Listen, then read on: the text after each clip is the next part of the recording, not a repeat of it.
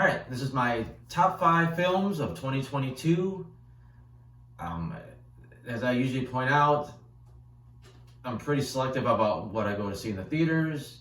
So there's probably some great movies out there I have not seen, but I like my superhero stuff. I like sci-fi. I got my little niche of films I like to watch. This list is almost exclusively theatrical releases. There is one movie on here I threw on the list that was a streaming only. I usually don't put those on these lists, but I thought it was good enough to be included. So we're gonna go ahead, and again, a lot of times the list does boil down to rewatchability. Like, a movie might be better than another one, but I might rather watch it again. But sometimes just the initial experience is so good that a movie could be higher on the list. So this is what I went with. At number 5, I'm doing Black Panther: Wakanda Forever. I thought all the tribute stuff to, and I should also point out there's probably gonna be some spoilers in this list. I don't know what I'm gonna talk about, so just be warned. Most of these movies have been out for months, so Black Panther. I thought all the tribute to Chadwick Boseman / T'Challa stuff was extremely well done. First 10 minutes of the movie probably had me pretty teary-eyed just because, the real tragedy that's involved in all this. Some strong acting throughout this film. Angela Bassett killed it so many times. I thought Namor was a suitably complex villain where, like the comics, he could either be a hero or the villain depending on, his mood. I think the plot was a little dicey. There's some stuff that didn't really seem that needed. I thought Ironheart was shoehorned in. I just don't think Shuri was a character that could lead this franchise. I think Black Panther, Chadwick had this star quality. He was a leading man. I don't think the same can be said for Shuri. Even though, her story arc was pretty well done. Just her, she doesn't have that charisma to carry a film like this. Number 4, I am going with Avatar: The Way of Water. It's not really a great film. Like, if I sat down and watched this again, it would just be okay. I think this film is designed for the theatrical experience, and I think they really do want you to wear the 3D glasses. It's just immersive. You're pulled into this world, and I think that's, just the technology. You're just constantly impressed, like, wow, that looks real. Like, I think that's what Cameron's trying to do here. He's just trying to be immersive, trying to create this world. He's always topping himself, with the technology. I think the story and the characters are a little bit more in depth here than the first Avatar. But the plot, there's a lot of redundancy. I mean, you get the same bad guy from the first movie going to the second movie. You still got a movie. You got a lot of the same story beats, except now it's in the ocean. But again, you just get pulled into this world for 3 hours, and it's an experience. But it just doesn't translate, I think, to further viewings, especially outside of the theater. Number 3, I am going with Prey. This is exclusively available on Hulu. I don't think it was even released on home media, on any other format. It was a pretty good Predator movie. It was probably one of the best Predator movies in the franchise. And it's essentially kind of loosely the plot of the first Predator, except taking place in the 1700s with Cherokee. I dug it. I dug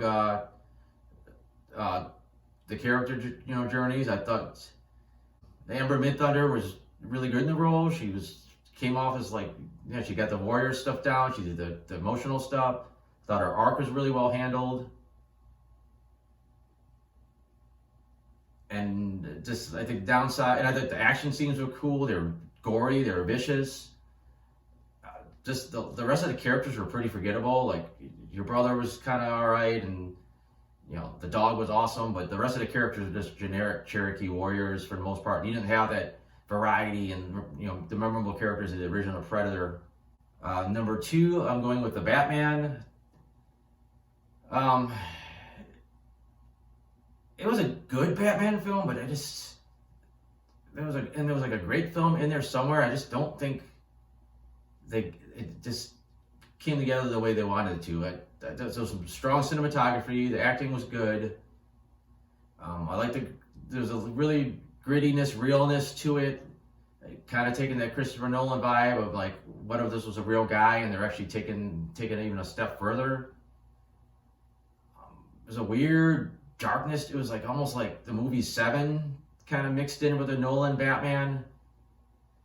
I think the weak point is you really don't get to know like the Batman character or Bruce Wayne. Like, if you like the other films, especially the Nolan stuff, you really felt like you knew who Bruce Wayne was, before he becomes Batman, and why he does what he was. And it's just not as clear here. You don't really know what Bruce Wayne wants outside of like this, his Batman quest. I don't know. He's just a little two-dimensional, and we've seen better interpretations of the character.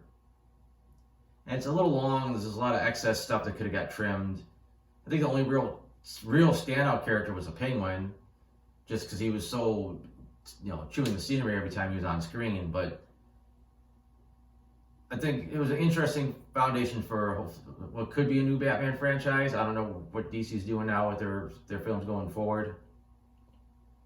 And my number one movie, I am going with Top Gun Maverick.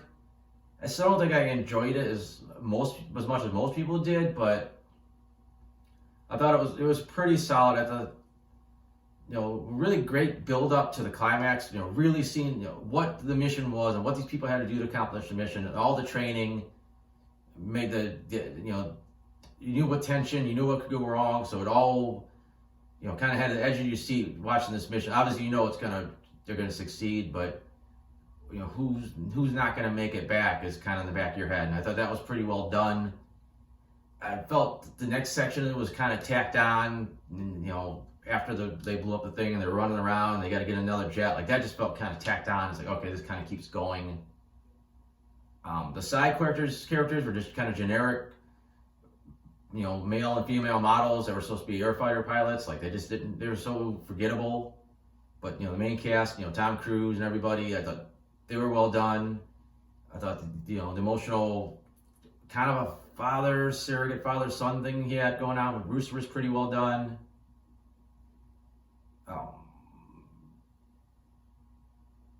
Didn't like some of the early practice moments. The jets all looked kind of the same, so I had a lot of trouble telling which jet was doing which during the practice drill. And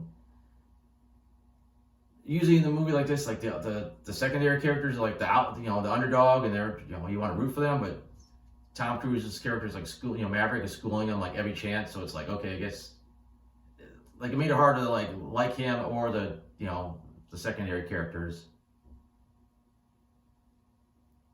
But I think that's it. I think that's my list. I don't got too much crazy other to say about that. I do have this list on my blog, soundofbettermyhead.com. That will have links to all the original reviews.